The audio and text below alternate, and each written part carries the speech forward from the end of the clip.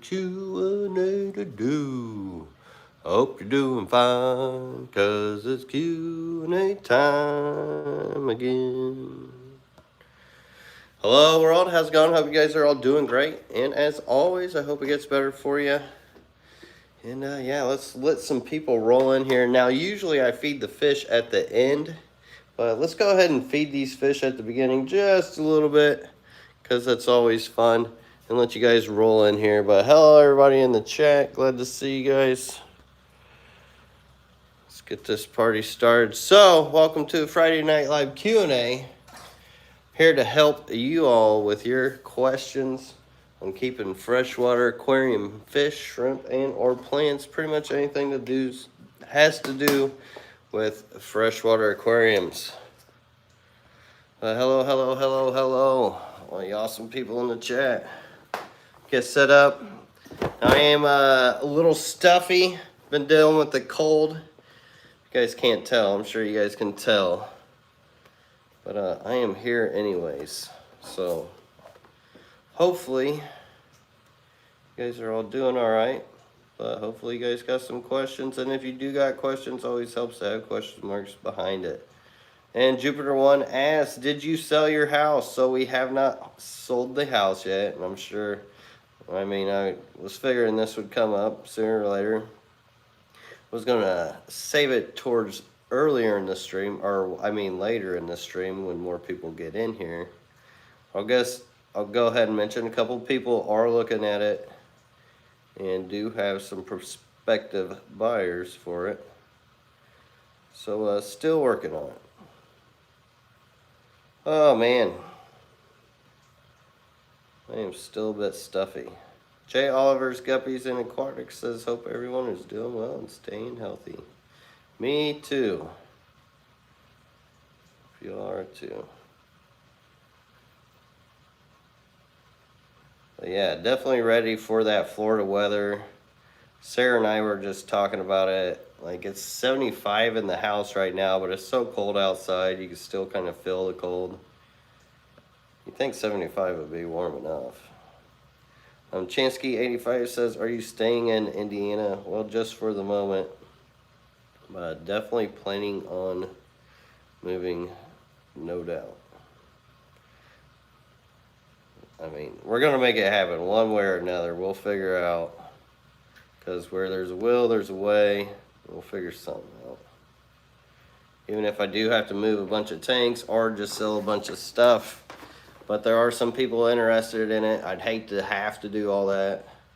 Because, Rome wasn't built over a night. And there's a lot put into this. It would just be a shame to tear it all down. Alright, got you guys in live chat now too. So, yeah, hope you guys are all doing well. As far as this week, just been hasn't been a whole lot going on. Been pretty chill. Been binge watching the Cobra Kai series. Actually, literally just got done watching an episode, or well, halfway in between the Cobra Kai series, which I don't usually get into that stuff, but that was such a good TV and movie series going on with the whole Karate Kid Cobra Kai thing. And I'm sick anyways, so it was a good time to find something to binge watch. And as far as the aquariums go in here too, not a whole lot for me to do. Did find out my CPDs over here. Check this out. This is pretty cool. They're actually community breeding. So if you want to do this, community breed your CPDs, just throw in more plants than you can even imagine, and then feed really, really well. I'm not seeing any fry at the top right now. So, but I have been making sure I feed like 2 to 3 times a day. Of course, they're not out. There's like a lot of algae and other stuff in there, but they have actually been community breeding. So I've been seeing fry come up here at the top, which I could scoop out if I wanted to. Probably shoulda. I'm sure they'll continue to do so if I'm just feeding heavy. That's another thing too. Whenever you're breeding stuff, it's always good to feed heavy, and it'll just keep breeding for you. It lessens the predation. That's why live food is really good as well. Michigan Tropicals, thank you so much for the $10 super chat. Always awesome from you to receive that. You are the man, and I really do appreciate it, because your guys' super chats and support really do go a long way. And everybody who ordered off the website, thank you. You guys have been doing awesome, and it's been really helpful. So thank you all. He says, sing Mr. Placo for $10. Hope you're doing well, buddy. Oh my God. I don't even think I could sing that off the top of my head, especially not right now, not with being as sick as I am. I'd hate to even hear that in my head. So maybe another day you will get me to sing it for you, but today is not the day. I think I'd see all my subscribers just leaving this chat if I started singing right now. I mean, just trying to sing the intro to this Friday Night Live Q&A was like nails on a chalkboard to me. But I still did it because some of you guys love it. Half of me wants to ixnay it because, I don't know, it feels real repetitive. Let me know what you guys think. Jupiter One says, but thanks again for the super chat. I really do appreciate it. Michigan Tropicals. Jupiter One says, do you breed and sell your mascara barbs? And if so, how much do you typically sell them for? So I don't, because they're really, it's a real labor. I love to breed them. And the problem is trying to move them when they get so big like that. This is a big reason why I want to get down to Florida, amongst multiple reasons. One of my biggest reasons I want to move to Florida is just keep them koi and stuff all year round. But another big reason is to get some of these out in the pond and system to where I could actually be able to produce them in large numbers. And as far as like buying them, they're hard to find on the market. And I think Predatory Fins has some, but he was selling them $65 a piece. But they were pretty good size, so I know he's getting his imported in probably from somewhere. And I mean, it would take them years to get that big, because these guys are like 7 years as it is. There was actually one in there. I don't know if it's because of the male-female ratio, but it always was getting kind of hit on the side. You can see where the wounds would open up from them just picking on them or whatever. And I went to move him out the other day to put him in a hospital to try to give him a chance to not get bullied and beat up so much. And of course, as soon as I went to do that, like, it freaked him out so much and stressed him out so much. Like, I quit doing it because it was just freaking everybody out in the tank, because they're so wild at this point that, and their age, that stress can really get to him. And he actually ended up dying the next day, just because of that stress made his immunity or his issues or something just even exacerbated, and it killed him. So, I mean, and that's going to be a tricky part with moving these guys when it comes to moving down into Florida. Like, I'm going to have to, like, strip that thing down, really baby them, give them a lot of surface area when I do transport them. I can't just shove these guys in a bucket and expect them to live, even just for the 18 hours it takes to get down there. You have to, like, when fish get to a certain point, like moving them in a certain age, it can really be detrimental for them.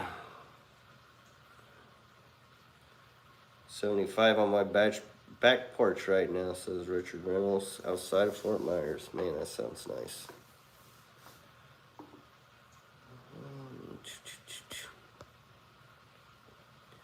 Scrolling. I know I've seen some. Oh yeah, I already read that one. Going out on a limb there, those CBDs are breeding on tetracolored tropical granules. Correct. But I know there are other microorganisms in there as well. And that's another thing with, like, people, they talk about getting into the whole no filter and what really makes it work. And it's not really the plants, but the microbiology that is within these systems that actually makes everything run. So, like, the microorganisms that eat decaying materials or excess food and everything else, then in turn also feeds babies and regular fish, whether it be cyclops or sometimes daphnia, infusoria, all kinds of little things in the water. This whole full cycle there. Big O Kai says, egg problems, your thoughts? Temperature. If you can raise the temperature, the best way to do it is raise the temperature naturally.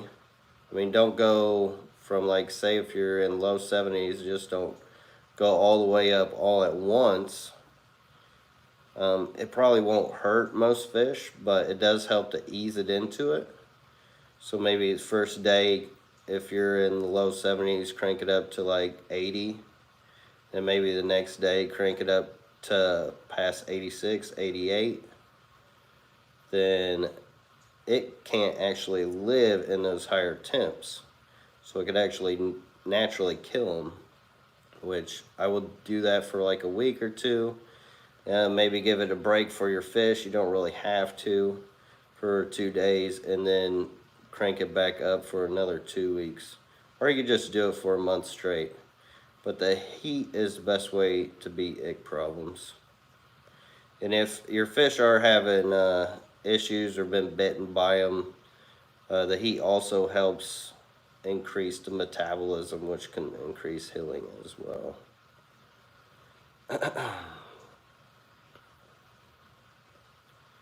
Chris Trapp says, howdy Lucas, is there a max number of shrimp you like to keep per gallon to avoid crash?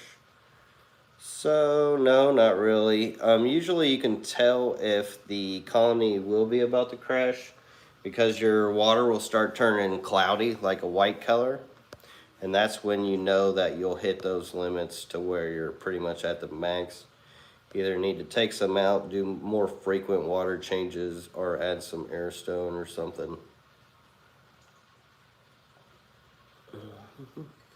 Last of the Corinthians, 1878 says, is there any aquatic clubs or society in Florida region you're going to?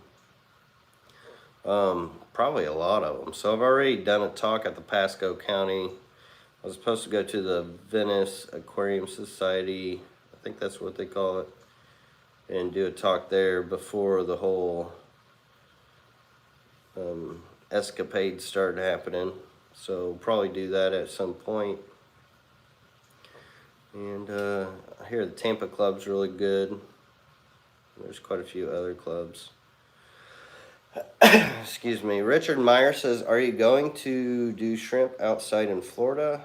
I don't know if I'll do shrimp outside in Florida, because the thing with my shrimp is I like to see them. And to really get good quality shrimp is you got to see them.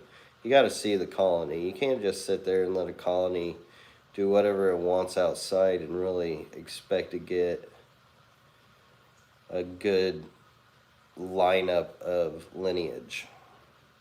Like, you got to be able to take out the ones that aren't kosher to what you're looking for to strengthen your lines, in my opinion. Like, you got to be able to see them. So probably won't do a lot of shrimp outside. If I do have any shrimp outside, it'll probably just be for natural food source, if anything. Man, Joey Lovegrove. This is probably the most I've talked in a while right now, too, so please bear with me. Joey Lovegrove says, hey, at LRB, I have a tank with gold yellowbacks, blue dreams, and cherries. What are the odds of me seeing multicolored shrimp? Very likely. So the blue and the yellows can make green, and the blues and the reds can make purple, and then they can make about all kinds of different things in between. You will see wild types coming out of that as well. Once again, one of the reasons why I like to see my tanks or shrimp from a viewing panel, because if you were to do that in a pond or something outside, I mean, you get a lot of things, but say if you didn't want to get so many wilds and then have wilds overly take over, which is like a 50-50. Like, it all depends on how they really mix up and how the genes go. But you can help those numbers by doing culling and whatnot. But yeah, you'll definitely see other things, because even those reds can mix with the greens, and the yellows can mix with the purples eventually as time goes by. Throw some orange in there. Now the orange ones, for some reason, they always add some real spice to cold tanks, because you'll start seeing like orange and blues come together, greens and oranges come together, and greens and blues and oranges, and all kinds of other weird stuff. Because for some reason their lineage and the way that the genes come out, because red's usually a dominant one, but it's kind of like a muddled red, so it almost mixes differently. If that makes any sense. Sandy Schumann, thank you so much for the $1 super chat. Let's see. And yes, we are still shipping. It's been pretty good shipping. Have you thought of setting up a greenhouse in Florida with the warm temps there? I don't know if we'll do a greenhouse, maybe for like plants and stuff, because Sarah wants to get into the plants. But as far as like my fish and stuff, I don't know if I'll do them in a greenhouse. Like, I'd rather make a tempered, controlled kind of house. Of course, I'll have stuff outside, but I think it would get really hot in the summer to have a greenhouse out there and deal with fish. We'll see. That, and you would think that 5 acres would be enough, but I could easily fill up that 5 acre space. So we gotta think about that too. Now, we did think about having like build kind of like a house on one side, house on another side, or like a barn on one side, barn on another side, and kind of having like a greenhouse in between effect. That way, is like our house would make like a barn dominium, and then you'd walk through it, and then you'd go through like this jungle greenhouse, and then you'd go into the fish room and stuff, then have that split up with glass or whatever. I don't know if we'll still go with that idea, because I was just thinking about building in different materials and kind of steering away from the barn dominium idea, although you can get a lot of space for good money. So there's quite a bit of choices to do, decisions to still make. But I mean, I do have a design degree, so I do kind of want to utilize that. And doing a barn dominium, I don't know. I think I could do better. Chuck Banger says, how often do you replace, clean the hoses you use for water changes? So I always rinse them out whenever I get done using them. So the siphon hoses I rinse out like right after I get done, and then I put them up. Now if you don't rinse them out off after you put them up, then grime will stick to them. Buildup will build up over time real fast, and you'll have to deal with that, and it's a lot harder to clean off later. So that becomes kind of a pain. So it's best to clean them off right when you get done with it. If then, you would have to replace it. But since I clean them off, I don't have to replace them. But if you didn't, you would. Now for the ones connected to my buckets and stuff, I don't ever have to worry about those, because it doesn't really matter. Unless it was just so clogged or grimed up, which I'm sure would take decades to do.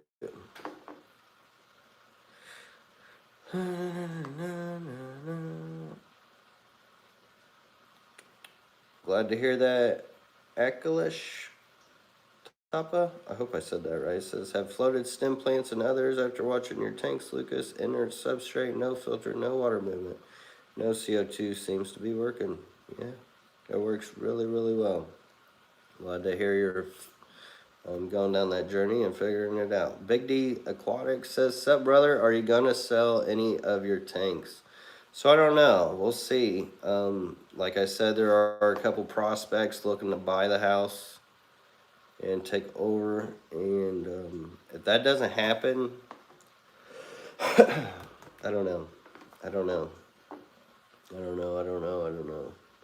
Like, because I'll still need tanks, and I'll still want tanks. And really, it's only going to cost me, it won't cost me that much to move them down there. It'll be a bit of work, but I'm not scared of work. And I don't know how much tanks are going for these days, so it could definitely cost me more to buy them again. Mad Cat 61207, thank you so much for that $1.50 super chat. Throwing out the black cat. Always great to see you in here, brother.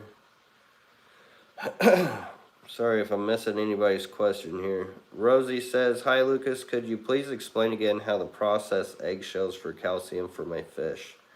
So I don't really use that anymore. I use the GH booster from Nilo CG. Somebody else was asking me this in the comments. And some of you guys, I haven't got to your comments yet. I do plan on getting to them. It just takes me time to get through them. But as far as the eggshell and calcium goes, it also depends on your water. Like how acidic is your water going to be? How fast will it break down that eggshell? How much have you pulverized the eggshell to break down more? If you've got real acidic water, you might be better off with crushed coral or argonite because it may not break it down fast enough, or it may break it down too fast. But it can help supplement for like mildly acidic water, which you should only usually have to do when you do your water changes. You got to think that when you do your water changes, you're adding all that acidity back into it. So that's about the time you do your eggshells. So you'll have to measure your TDS to really get a good idea of the flow of that. Find out your GH/KH. TDS will definitely just mostly help you. If you're under 200, or you're going to be acidic. If you're over 200, you're going to be alkalytic. And test your water source as well. But I personally don't use it anymore, just because so many tanks can't really. It's just a good natural source of calcium if you're only dealing with a tank or two, and you want to supplement it for, say, your snails or your shrimp, or just try to raise the hardness a little bit. But don't try to go chasing your pH when doing that either, because that pH can really be misleading. I would definitely recommend getting a TDS meter and using that. That's how you'll really find out. Jimbo says, have you ever heard of Chance Kramer? He's in Florida, deals with a lot of rare plants in greenhouse. Name kind of rings a bell. There's a guy down there too, Pete Canaris, does a lot of cool stuff. There's a lot of really cool YouTubers down there in Florida. So I think it'll be a unique opportunity for the channel too, to do some new collabs with people. And maybe even different genres and mix some stuff in. Science Gal Fishing says, how do you feel about siphoning substrate as part of a regular aquarium maintenance? Should we do that or just top off the tank? You're almost better off topping off the tank, because what happens is when you're siphoning up the substrate, you're really breaking up that microbiology, and a lot of it lives within the substrate column and area. And that's what's doing a lot of the cleaning for you. So as fish poop and food falls and leaves fall, that stuff in the substrate is what's helping break all that down into the mold and back into a natural cycle. So I think it's best to leave it alone. Now, if you got mold that's sitting up on top of your substrate, say it's so mature, you still got a lot of mold and it's starting to cake up or something like that, and it's okay to kind of like waft it into your siphon tube. That way you can kind of clean that up, because algae does kind of feed off of that, so that can help with algae tanks. But you really don't care. That mold could build up and just become new dirt for you too, just like on a forest floor. Yeah. Oh, mad cats, here you go. You want to see a black cat? Meow meow. Yeah, we're talking about you. Will you be in Louisville for the Triple Crown and Scuba Stevo? Yes, I definitely should be, and have a hotel already booked. And I don't see why not. Hopefully there will be a reason why not. Man, it's hard to talk. My voice is a little scratchier than I thought it.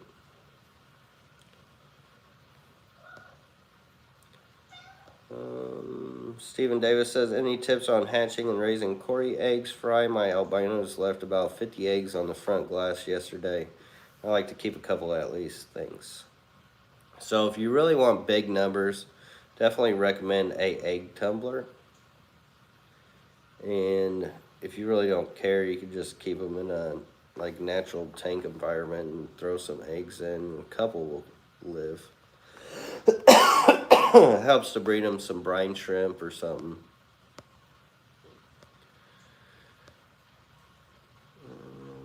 And keep the fungus and infertile ones away from the good eggs. You want to keep the good eggs.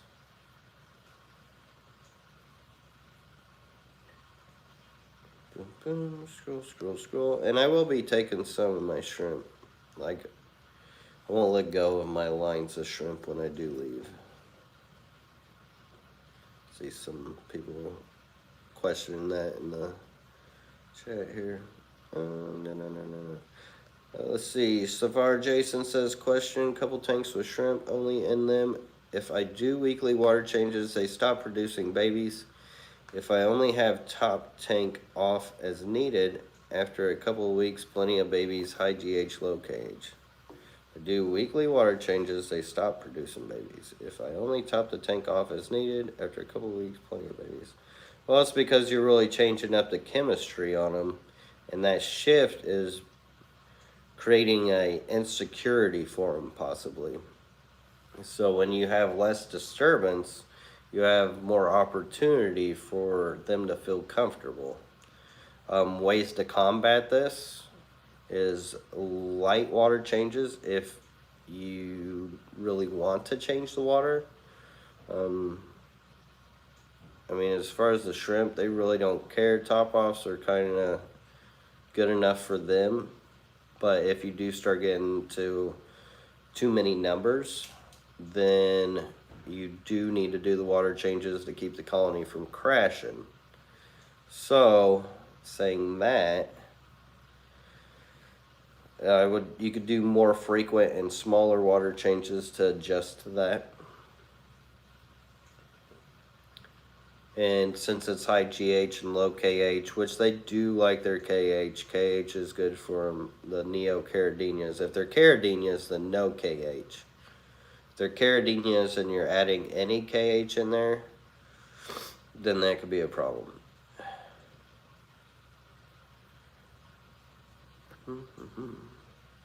Finn Wiggles, thank you so much for the $10 super chat. Says cardboard box fun. Thank you. Stocking ideas for a 3-gallon shallow and 12 inches by 12 inches by 6 inches.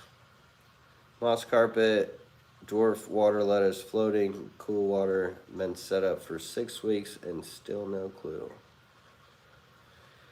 Well, I mean, chili rasboras wouldn't be bad. Betta wouldn't be bad. Shrimp, you know, CPDs you could do. Maybe a pair of killifish. Depending on, well, you're not going to want to top it with water lettuce. Because if you put a top on water lettuce tanks, it'll kill your water lettuce. Then it'll just turn into mush and muck and algae and junk. But there are a lot of small fish out there. Scarlet batis and stuff. Oh, the sparkling gouramis are really cool. Gotta try breeding those. Those are actually really fun to breed. You get like a clay pot, put it on its side. They'll blow bubble nest into it, and then they'll breed out like bettas do, which is really cool. But I hope that gives you some ideas, Finn Wiggles. And great to see you around. Always great to see you, Finn Wiggles. And thank you. Melissa Foster's, thank you for the $10 super chat. Says, wish could be more, guys. FYI, little Cali Rum is doing great. That is awesome to hear. Says, history on this guy. Also keep on keeping on, brother. Crazy times. Yes, definitely crazy times right now. As far as the history on the Cali Rum, they were collected, I think in 2017. When Gary Lang went on this Running Creek expedition in the Papua New Guinea, and he found those up at Cali Rum, which is an area I think up towards the head of Papua New Guinea. Which, if you look at the island, there's like the north side's more of a head, and the south side's like the tail of the butt of a turkey-looking kind of bird. And they were found up there. And that's about all I really know. I got them off him,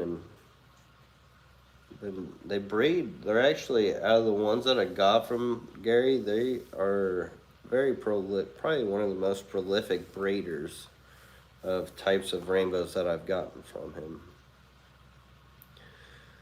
But thank you so much, Melissa. I really, really appreciate it.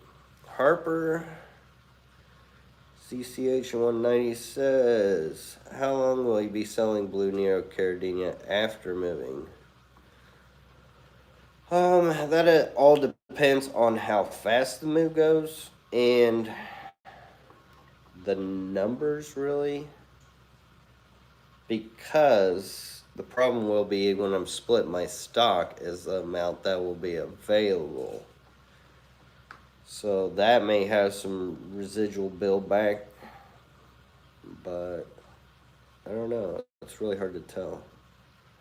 The shrimp, at least, they settle pretty well to where it shouldn't be too effective for a long time. I'd say like within a month at least, I should be able to offer them again after the move. We'll see.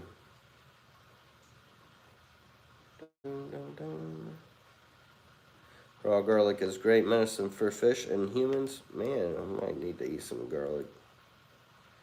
I'm sounding and feeling right now. Matter of fact, I don't know how much longer I was going to be on here because I didn't realize my throat was so scratchy. It's the first time it's really bugged me, but this is also the first time I've talked this much. So I don't know, we'll see here. Chris Trapp, have you offered to sell the house to any local aquarius, to such as Oddball? So yes, I mean, I'm offering to sell it to anybody that's around, wherever they're from. The problem with Oddball is she's just not financially in the space to do it.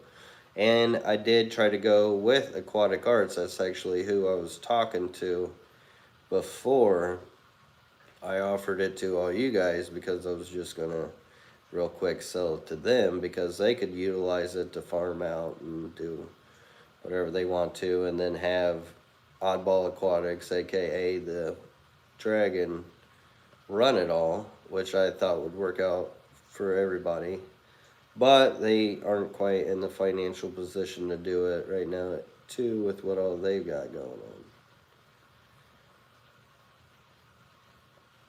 So it's still on the market, and we'll see what happens. Like I said, hopefully we don't have to tear it down, because it's a really good opportunity for a lot of people. Kay Walker, thank you so much for posting that. Let's see, scroll, and I am at the bottom of the chat, so if you got those questions. Finn Wiggle says, what about the rent to buy, or do you need to sell for down payment? So I need to sell for the down payment.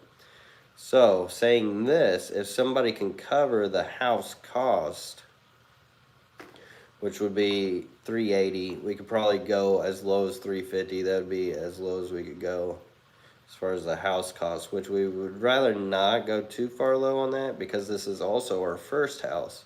So the capital gains tax gets rid off for that. So we do want to try to maximize that portion of it. But saying that, the rest we could do seller financing for the rest of the business part to anybody who is interested. Because a lot of loans,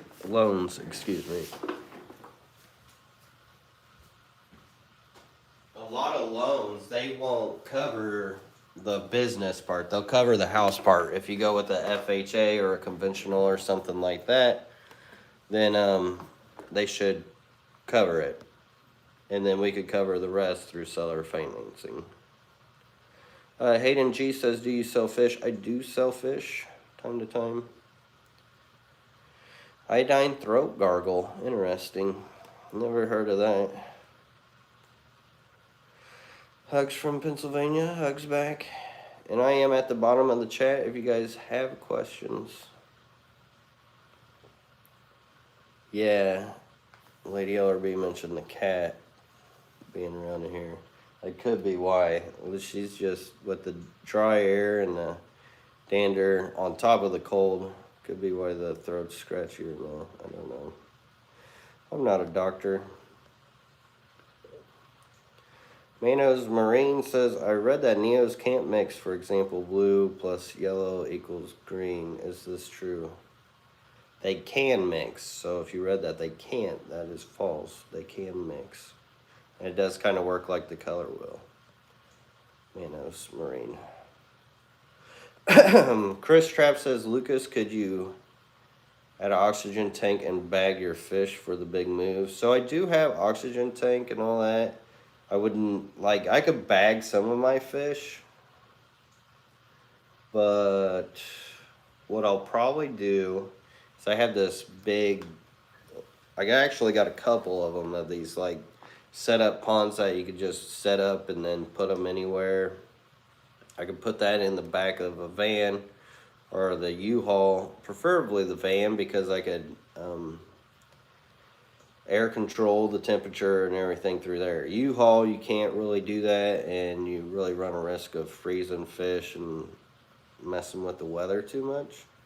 So we'll probably put one of those in the van. That way we'll keep it shallow. We'll probably get like a styrofoam housing panel, put it on top of it, try to make it as leak proof as possible, so when the water sloshes around, it's not too big of a deal.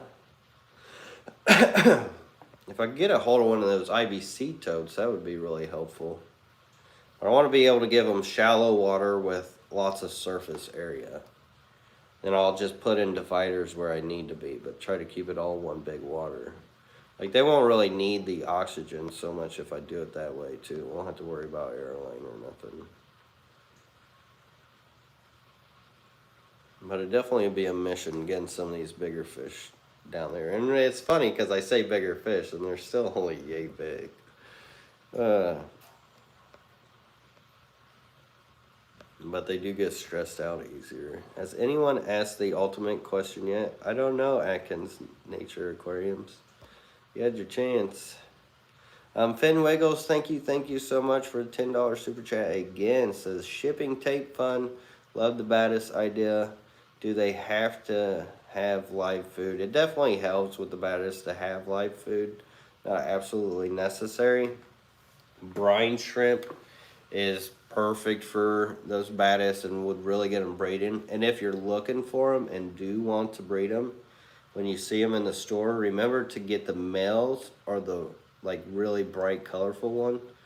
But if you see like really dull ones, those will be your females. So if you do want to breed them, and it can be hard to find the females for them. But that live food, that baby brine shrimp will definitely trigger that for them. And you know, you could put some, you could probably, if you, like you said, you've had that tank setting for a while, you can get some blackworms in there, let the blackworms get colonized and conditioned in there and create a natural feeding ecosystem for them right off the bat. Because as those little fish eat the little worms, they segment them worms, and with the blackworms, when they get segmented, they can actually still live and grow and move on, and that way it'd be a forever internal feeding system that you probably wouldn't even have to worry about feeding them guys. You could just keep them all naturally without even having to do anything. And there's Daphnia and stuff you can put in, shrimp. Could do the same too. But hopefully that helps you, Finn. And thank you so much for the support and the shipping tape fund. Very much needed. Carol Braswell, thank you so much for the $5 super chat. Thank you. Says, thanks for doing this. Even when you aren't feeling well, you said some floating plants won't do well under a lid. Which ones? So like your stem floating plants, they'll do good. Most of any of the stem types. Excuse me. But the like your frog bit floaters, duckweed doesn't usually do good. Sometimes it will just because it grows so fast. But the water lettuce really doesn't, for the most part, because it's got that like fuzzy leaf, which usually repels water off of it. But after that repellent gets impeded, that water will just destroy that water lettuce. So it's probably the most susceptible one. The rest of them, I don't know. I don't think many other ones really do have an issue with it. But thank you again for the support in the super chat. And hello, Nietzsche. Bateson Genetics says, do you run no filter in all your tanks? I'm planning on trying to start no filter tanks on a handful of mine when I rearrange. So for the most part, I do run a power head and movement for these guys because they don't do as well with a no filter. Bigger fish, you have bigger waste, maybe more oxygen intake is needed for them. So if I didn't have that on there, I would see them in the morning gasping up towards the air, kind of sucking air. Same with my big rainbows. My little rainbows don't usually have a problem with it, but my bigger rainbows will. And this is mostly due to the plants pulling all the oxygen out of the water at night. So at night, the plants will absorb oxygen, and during the day, they absorb CO2. That's why when you do run CO2, if you do run CO2, you should only do it during the day because you could actually build it up too much at night and cause problems.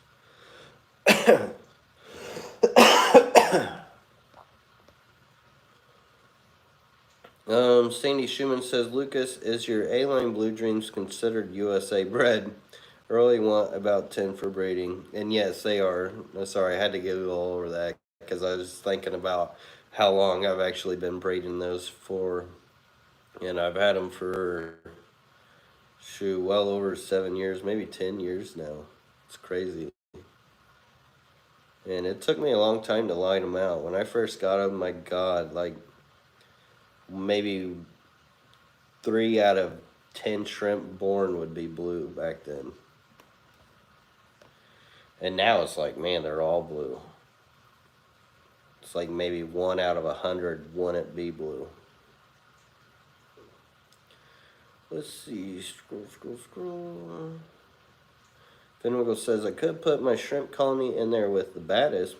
I'd hate to see your gorgeous pumpkins get munched. So what you do, you don't have to put the whole colony in there. You just put some in there. That way you still have a backup colony to the colony that you have. Now you have 2 colonies of pumpkins. And the baddest, they're not going to be able to eat them all. They won't be able to eat the adults. They would predate on the babies that would come out of your rock pile or something. I would definitely put a rock pile in there. Sounds a bit morbid when I say it, but I mean, that is the nature. The old nature versus nurture.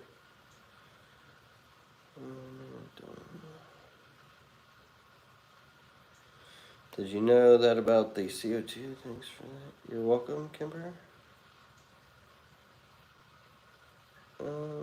Thomas Huggard, sorry if this is rude, just in case you missed my question. What is your question? And I am at the bottom. Okay, cool. So, yeah, I think I did miss your question, but you say, thoughts about a HOB filters on tanks with injected CO2. Just replaced a dead Phoenix canister on the 20G with a 175 gallon an hour HOB. Also changed from the inline CO2 to an in-tank diffuser. Any thoughts? So, you were running inline into a tank diffuser. So, the best thing to do with like the HOBs, what the biggest problem with those and the injected CO2 is when the water hits the surface area. So we don't always have the water right to the edge of where the water comes in from the surface of the tank to the bottom of the HOB. So it leaves this space, an area to where oxygen and water and air exchange happens, which will degas your CO2 faster. And what I did to fight that back in the day is I would modify a slide onto my hang on the backs, where you could get these tiny plastic screws, drill, make a little hole, and then also get like maybe a flat tiny plastic piece that you can make a slide, connect those in, and then you have your water slide into the tank from the HOB. That way it's not overturning too much and outgassing your CO2. So that will help you a lot if you can rig something up like that. You could also probably use more of a wicking system, which this is kind of a thought now. You could probably use some kind of foam. Actually, this is actually a really good idea. You could use the filter media, whether it be like the softer white foam or even some of the black foam, and find a way to attach that to your HOB where the water comes in. And you could actually put moss on there. That would slide the water in as well. Plus you could create a more natural looking piece for it. Because my pearl weed and mosses and other stuff would usually stick to the slide, but it didn't stick real well just being plastic. I did do it with the quilt mesh. So for quilting, they make these mesh sheets that you could get. You can cut those out and use that for the same kind of thing. So anything along those lines would help you fight that problem of any, outgassing. Kyle Morrison says, how long does it take before Neos start breeding? So it really depends on how comfortable you make them feel. If the females have somewhere that they feel like they can create a nursery, and I always recommend rock piles for this. That way they can go into the cracks, crevices, somewhere where it doesn't get disturbed from water changes, and they feel like they have stability there to have their babies with no issues. What usually happens is the babies will stay in there for a while. They could be breeding and already bred, and you still not even know it until like maybe a month or 2 or 3 goes by until the babies actually start coming out. Because sometimes they'll drop their babies on their first round, sometimes they won't, which means that they won't have their eggs hatch, and you'll have to start the process over. That's why I say 1 to 3 months. But usually within a 1 to 3 month, you should see them breeding if they feel comfortable.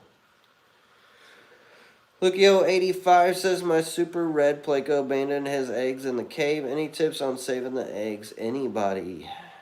Really, I would say if he abandoned them, I would say go get them and put them on a tumbler, if possible. If not, keep them in a tray of cycled water. Or really, RO would probably be your best bet because they're not hatched yet. And RO would keep any funguses and bacterial issues getting to your eggs. Now, if any of them are infertile, I don't know how fresh they are. You should be able to tell. But if you see some that don't look right, definitely remove them. And put them on like I usually like a white container, shallow space, should be good.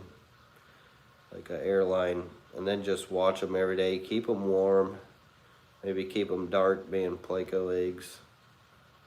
And wait for them to hatch. Then whenever they hatch, maybe add a little bit of your cycled water in there. And graduate them to a smaller tank, or start feeding them some, you're going to want them eating off like biofilms and stuff like that. So you will want them into like a more mature, established tank. You got to think about their environment. I mean, you can raise them up in a tub, but it's better to do it in an environment that has a lot of biofilm buildup too. So you kind of want to keep the eggs sterilized.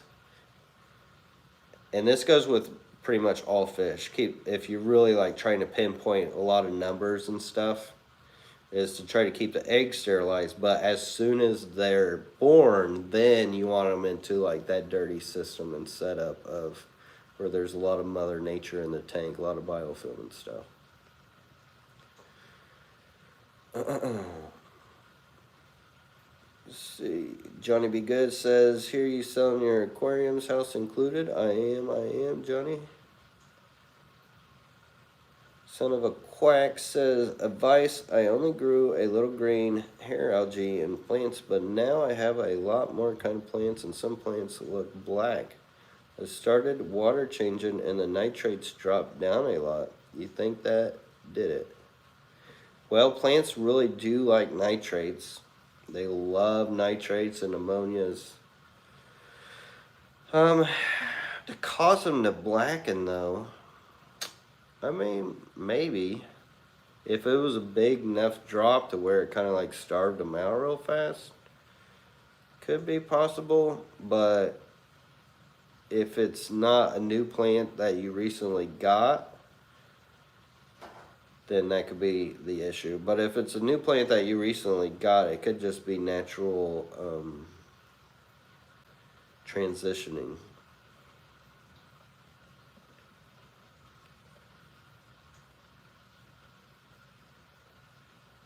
Oh, you're fine.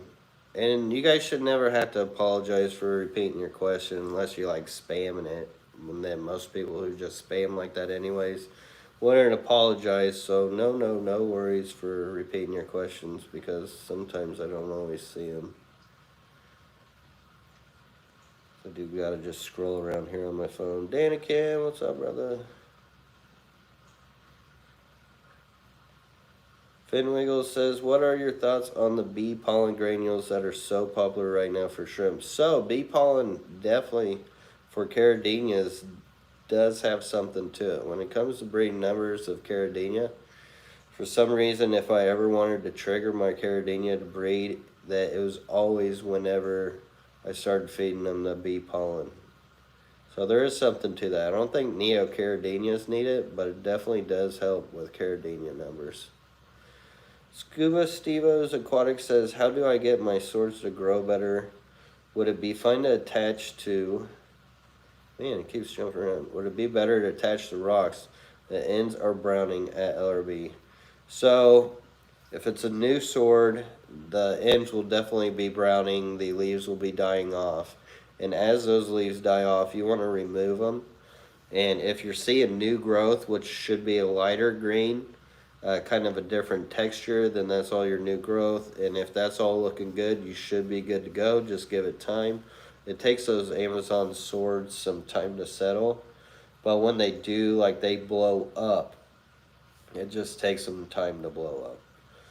So patience with those. A lot of people like to use the root tabs just to feed them that way. I don't think it's really necessary, but it can be helpful. And no, that's Slim Pickens. That is actually Brazilian Pennywort. That was in the thumbnail here. Which it just grows like crazy. Which these tanks, what I do is I just leave that growing. And then whenever people need Brazilian Pennywort, like, I don't sell all of this because like some of it's not that great. But like the good stuff, I'll pick and sell that. And then just let it grow over time. And then as these fish waste and whatnot, it grows. And then I pick it off, and then it grows. And it just keeps going through a cycle. I'm loving this bush right now. Look how tall that thing is. All grown underneath water. I'm not seeing much for CBDs though right now. But look at this dirt that I pretty much, it's all created. The Brazilian Pennywort over the years. Just the... roots and leaves breaking down, creating that substrate. Because there's the sand. This is all that buildup. It's crazy. Same thing over here. The glare in this fish room sometimes is a real pain in the butt. Because if I could just get a nice background on that, it would look completely different. Struggles of a fish room. But yeah, it's just Brazilian Pennywort. You see it on this side. I think it's a little thicker. Yeah, it's a lot thicker over here. You see where I was kind of talking about, like, I picked some out of here. I think last week. Taiwan lily, moss does not go good together. At least when they're touching. Old plant wars. There's that Brazilian Pennywort too over here. This looks cool on this light. Ebor Millie says, I have Moonbed on top of sand and never get algae. Do I need to add fertilizer? I mean, are you wanting algae? If you want algae, add the fertilizer, but if it ain't broke, don't fix it. Look how it's crawling up the concrete block. Really cool. And it flowers a lot, as you can see. And it's jumped from this tank all the way over to there. Hey Lucas, do you still have Rainbow Tiger Antlers? Will you sell them? So I don't. Unfortunately, I do not have Rainbow Tiger Antlers anymore, which is crazy.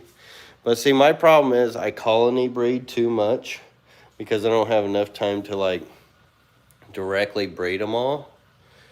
To which sometimes certain strains, if you colony breed them too long, you have to realign them after a while, which takes a lot of work to realign. And at that point, I'm just like, I want something different. So that'll be one thing when I move to Florida. I'll be getting all kinds of new different guppies and stuff to mess and play with, which I am excited for that. Resins Reptiles, thank you so much for your $5 super chat. Really appreciate it. Resins Reptiles says, Shrimp God, I have a hard time producing Neocaridina babies. Any tips? Everything looks fine. Good water. 650 TDS. I don't know what else to do. 650 is high. It's not impossible to get them to breed in. I mean, are they molting? If you're still seeing molts, then I guess that's a good sign. I don't know how long you've had them for, but I still don't think 650 would be too much. Best thing to do, like I said, give them somewhere comfortable to live in. If you haven't seen my video, LRB Shrimp Havens, that's a really good one to YouTube search for really getting good numbers of Neocaridinas and any shrimp to breed out, is how to create these shrimp havens, which is just essentially creating rock piles where I mean, even just something like this, you don't have to have it throughout the whole tank. Let's say you get all these piles, shove all these rocks, shove them all over into a corner over there where you don't do your water, where your water doesn't come in, and then the females will go in there and they pretty much make a safe place out of it. And once you have that, then they'll just breed and breed and breed and breed. You just gotta make them feel safe. Hey, Squeaks. Oh, you're so dirty. You need a bath, girl. Yeah. Hopefully that helps you. And thank you so much for the super chat. And it does help to feed them too. I think another reason why I have a lot of success is with these is they are high in protein. And I do think the Neos definitely need that protein to really breed a lot of numbers. Because they'll even go cannibal on each other if they don't get enough protein. Squeakies. Meow meow. I see ya. Jupiter 1, Lucas, my sword and Anubias were doing great. Then I decided I wanted to make them do even greater. So I got some Aquarium Co-op Easy Green liquid first. Dosed and quickly seen brown spots. That's really weird. Now, your Anubias and sword, and that all depends on how new they were. Because those natural brown spots that you could be seeing, because they can be slow to start kind of plants, especially the Anubias. What do you want? You want some treats or something? She is rubbing all over me. Crazy cat. They could just be going through that natural transitioning period to where it makes it seem like you're doing something wrong, but you're not.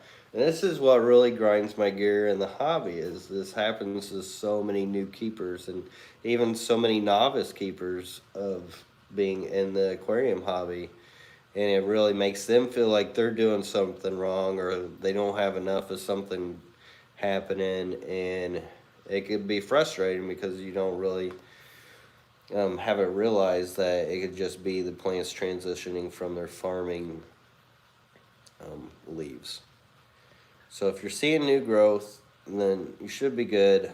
And sometimes it just naturally happens to where they'll get brown spots or die off. Try to get rid of those leaves.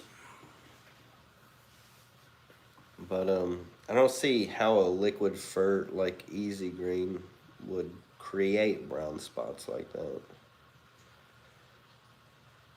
Underwater says, ever messed with Swayze shrimp? I have messed with Swayze shrimp. I have actually gotten them breed before, too. A lot of people say you need to keep them in kind of softer hard water, like hard water that has a lot of mineralization in it, but soft enough to be able to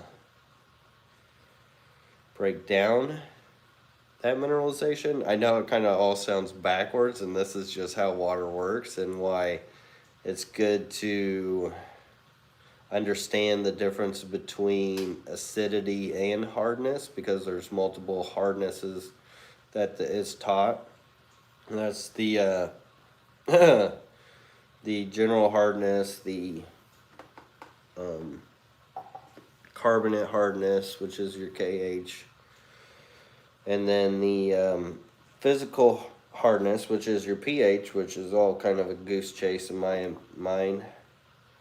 But that's why I like the TDS, because it can kind of help you learn if your water is acidic or not, but at the same time you can still get high readings that the water can still be acidic and soft. It just kind of depends on the source. It's really weird because soft water can break down mineralization enough to where it puts so much of that mineralization into the water column, but it still has that softness to it. Like, I don't know, we're already over the limit of the length of this live stream and I'm still like so stuffy to even put the wrapping of my head around all of why that is. But it is something to think about, because it's not so cut and dry. Just like everything in this hobby, there's so many different variables to it and different ways it can work. And that's why knowing your water is one of the #1 things when it comes to fish keeping, shrimp keeping, plant keeping, even plant keeping, because certain plants like soft water, certain plants like hard water because of the way that they can uptake the mineralization. And when it comes to that soft acidic water, that all plays a role in how that mineralization gets taken up. So if you got really hard water where everything is hard about it, it makes it harder for the shrimp, plants, and fish to uptake it if there's not just a little bit of acidity in there to break that down to create that osmosis and that transfer of it. I hope that makes sense. But I have, let's see, what is your recommended substrate for a Neocaridina colony? I don't think it really matters. Just don't get one of those acidic buffering types. So you don't want to go towards Brightwell. You don't want to go towards the, what's the other, Stratum. You don't want that. The ADA soils you don't want for Neocaridinas. Stick to like sand, gravel, Eco-Complete. Alright, I'm gonna hop off here. I am surprised I made it this whole hour. I'm a bit proud of myself. And I want to thank all you guys for your awesome support. I'm getting out the fish food. We're gonna feed the barbs a little bit before we get off here, but I want to thank you all so much for all the awesome support, you guys. Like I said before, and I'll say it again, I could not do all this without you guys, so I appreciate every one of you. Whether you're hitting the like button, commenting, or just lurking, or ordering or whatever. I appreciate it all. So I hope you all have a great weekend, and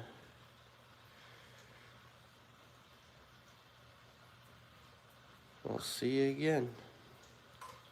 Chomp, chomp.